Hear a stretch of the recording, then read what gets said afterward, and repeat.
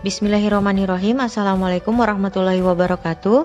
Selamat datang dan selamat bergabung di mata kuliah pengantar manajemen. Perkenalkan, nama saya Agnia Tahira. Saya selaku dosen pengampu mata kuliah pengantar manajemen. Pada pertemuan kali ini kita akan membahas mengenai materi manajemen dan organisasi. Materi ini memiliki 4 pokok bahasan. Yang pertama ialah pengertian manajemen dan manajer, yang kedua ialah pengertian organisasi, yang ketiga ialah manfaat mempelajari manajemen, dan yang keempat ialah sejarah perkembangan manajemen. Pengertian manajemen. Menurut Robbins, manajemen adalah aktivitas kerja yang melibatkan koordinasi dan pengawasan terhadap pekerjaan orang lain, sehingga pekerjaan tersebut dapat diselesaikan secara efektif dan efisien. Efektif seringkali didefinisikan sebagai mengerjakan hal yang tepat yang menjalankan aktivitas organisasi sesuai dengan tujuannya. Dengan efisiensi adalah melakukan pekerjaan secara tepat sasaran atau menghasilkan output sebanyak mungkin dengan input yang paling minimal. Dalam aplikasinya, manajer mengejar efisiensi, yaitu penggunaan sumber daya yang rendah, dan efektivitas pencapaian sasaran yang tinggi. Pengelompokan manajer. Terdapat 3 pengelompokan manajer. Yang pertama ialah manajer puncak atau top manager. Ini adalah para manajer yang berada di dekat atau pada jenjang tertinggi di dalam struktur organisasi, yang bertanggung jawab atas pengambilan keputusan yang mempengaruhi seluruh organisasi dan dalam penetapan sasaran-sasaran dan rencana kerja bagi organisasi. Contohnya ialah direktur pelaksana, direktur operasi, dan direktur utama. Kemudian ialah manajer tingkat menengah, middle manager, yaitu para manajer yang menduduki posisi di antara jenjang terbawah dan jenjang teratas organisasi yang mengelola manajer tingkat pertama. Contohnya seperti manajer regional, manajer divisi, atau manajer toko.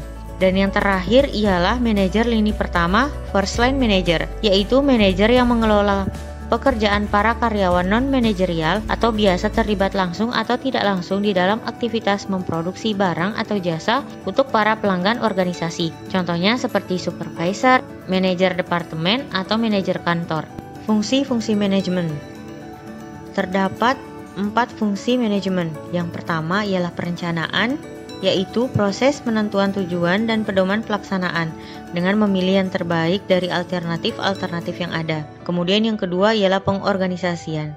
Itu suatu proses penentuan, pengelompokan, dan pengaturan bermacam-macam aktivitas yang diperlukan untuk mencapai tujuan, menempatkan orang-orang pada setiap aktivitas, menyediakan alat-alat yang diperlukan, menetapkan wewenang yang secara relatif didelegasikan kepada setiap individu yang akan melakukan aktivitas-aktivitas tersebut. Yang ketiga ialah pengarahan atau leading, yaitu proses pemberian arah terhadap semua bawahan agar dapat bekerja sama secara efektif dan efisien untuk tujuan bersama. Yang terakhir ialah pengandalian, yaitu pengukuran dan perbaikan terhadap pelaksanaan kerja bawahan agar rencana-rencana yang telah dibuat untuk mencapai tujuan-tujuan yang telah ditetapkan dapat dihasilkan secara optimal. Tujuan akhir dari fungsi-fungsi manajemen ialah tercapainya tujuan-tujuan dan sasaran-sasaran yang telah ditetapkan oleh organisasi. Pengertian manajer. Manajer adalah seseorang yang melakukan koordinasi dan pengawasan terhadap orang lain demi mencapai tujuan-tujuan organisasi.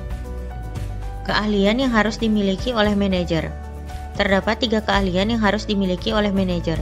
Yang pertama ialah keahlian teknik, technical skill, yaitu pengetahuan dan keterampilan yang berkaitan dengan sebuah pekerjaan yang spesifik yang diperlukan untuk dapat menjalankan dan menyelesaikan pekerjaan dengan baik. Keahlian teknis biasanya lebih penting bagi para first line manager, karena mereka pada umumnya harus mengelola para karyawan yang bekerja dengan berbagai peralatan dan teknik untuk memproduksi barang dan jasa untuk para pelanggan organisasi. Yang kedua ialah keahlian hubungan antar manusia, human skill, yaitu keterlibatan kemampuan untuk bekerja sama dengan orang lain, baik secara individual maupun di dalam kelompok. Seorang manajer dengan keahlian hubungan antar manusia yang baik akan memperoleh umpan balik terbaik dari para bawahannya. Manajer seperti ini mengetahui cara berkomunikasi, memotivasi, memimpin, dan membangkitkan antusiasme serta kepercayaan. Yang ketiga ialah keahlian konseptual, conceptual skill, yaitu kemampuan berpikir dan memahami hal-hal yang bersifat abstrak dan kompleks. Keahlian konseptual sangat dibutuhkan oleh para manajer puncak untuk mengambil keputusan yang terbaik dalam sebuah organisasi. Organisasi. Pengertian organisasi adalah 2 orang atau lebih yang secara sengaja berkumpul untuk mencapai beberapa tujuan tertentu. Terdapat 3 unsur organisasi. Yang pertama ialah tujuan yang jelas. Artinya, sebuah organisasi harus memiliki tujuan yang jelas. Yang kedua ialah struktur yang nyata. Artinya, organisasi harus memiliki struktur yang diaplikasikan dalam sebuah bagan. Dan yang ketiga ialah orang. Artinya, organisasi terdiri dari sekumpulan orang-orang. Nilai dan manfaat manajemen. Yang pertama ialah universalitas manajemen. Ialah fakta bahwa manajemen dibutuhkan dalam semua bentuk dan ukuran organisasi.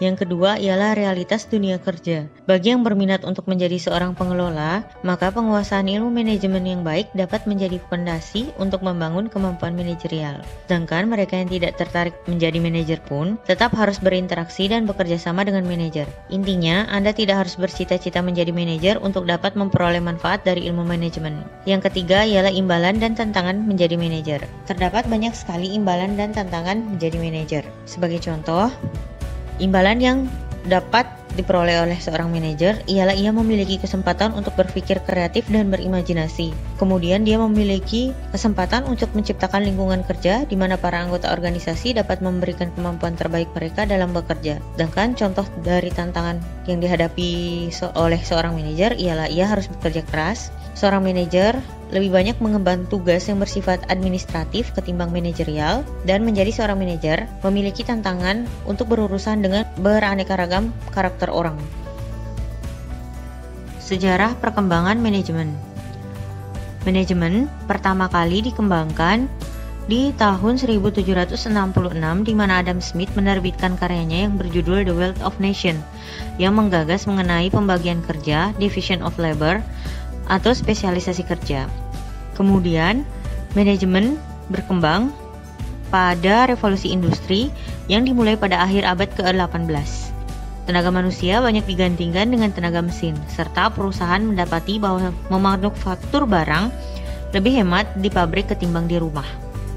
Terdapat beberapa pendekatan dalam sejarah perkembangan manajemen. Yang pertama ialah pendekatan klasik. Pendekatan ini berfokus pada rasionalitas dan berusaha untuk menjadikan organisasi dan para pekerja bekerja seefisien mungkin.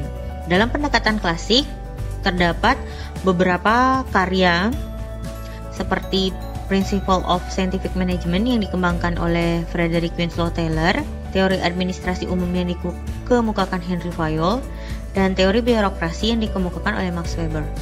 Yang kedua ialah pendekatan kuantitatif. Pendekatan ini merupakan penerapan teknik-teknik kuantitatif untuk memperbaiki proses pengambilan keputusan atau yang disebut dengan science management. Pendekatan ini melibatkan statistika, model optimisasi, model-model informasi, simulasi komputer, dan berbagai teknik kuantitatif lain dalam aktivitas manajemen. Yang ketiga, pendekatan perilaku Hawthorne. Kajian Hawthorne memberikan kontribusi penting dalam peningkatan produktivitas kelompok kerja. Hawthorne dan Eltomayo bergabung dalam sebuah kolaborasi eksperimen di Western Electric. Kemudian mereka berdua menyimpulkan bahwa norma-norma sosial atau aturan-aturan kelompok adalah faktor penentu bagi perilaku kerja seseorang. Yang keempat ialah pendekatan kontemporer. Terdapat 2 pendekatan kontemporer, yaitu yang pertama teori sistem dan teori situasional. Teori sistem adalah salah satu teori dasar di dalam ilmu fisika yang diterapkan di organisasi-organisasi manusia, di mana terdapat sistem terbuka dan sistem tertutup, kemudian organisasi mengadopsinya. Dan yang terakhir ialah pendekatan situasional, yaitu sebuah pendekatan manajemen yang menyatakan bahwa setiap organisasi bersifat unik, menghadapi situasi yang berbeda-beda dan membutuhkan cara yang berbeda-beda pula.